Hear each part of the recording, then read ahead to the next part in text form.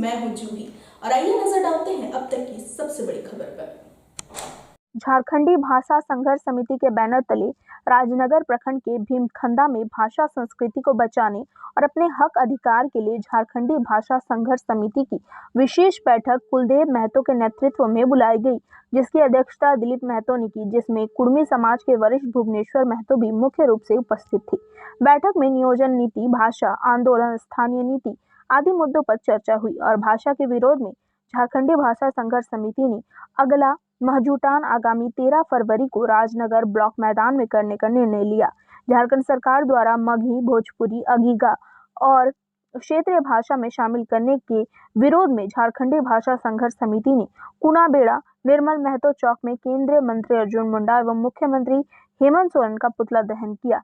इसी दौरान झारखंडी भाषा संघर्ष समिति के नेतृत्वकर्ता कुलदेव महतो ने कहा, अब कुर्मी जाति अपनी भाषा की लड़ाई लड़ने के लिए सड़क से सदन तक आंदोलन करेंगे और अपना हक अधिकार लेकर रहेंगे।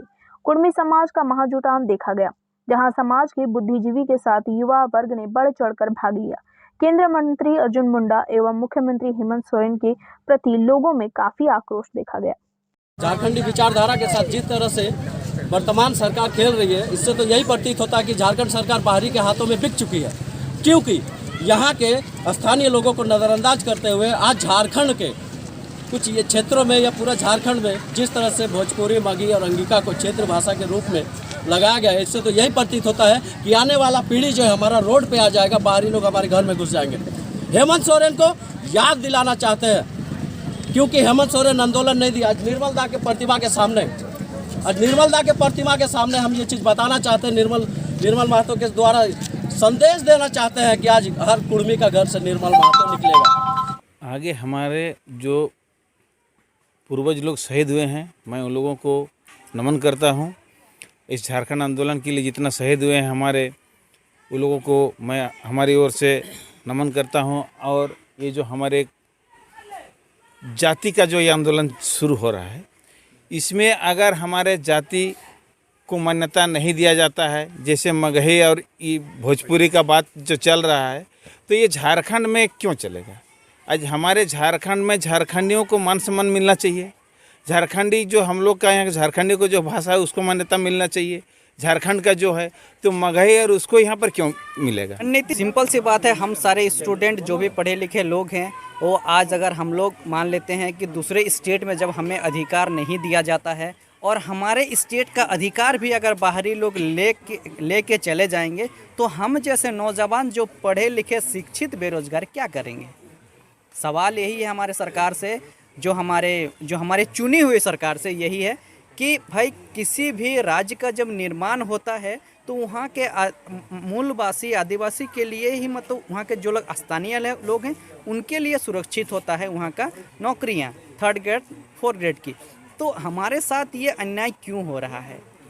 बस यही है। और इसी के लिए हम सारे लोग आज आंदोलन के लिए एक रूपरेखा तैयार किए हैं, अपने हक और अधिकार के लिए। एक लड़ाई हमारे पूर्वज ने झारखंड को अलग करने के लिए लड़ा था और आज हमें बहुत ही शर्मानाक या फिर आप जो कहें कि आज हमें अधिकार के लिए भी अपने लिए काम करना पड़ रहा, अधिकार के लिए हम लोग को लड़ना पड़ रहा।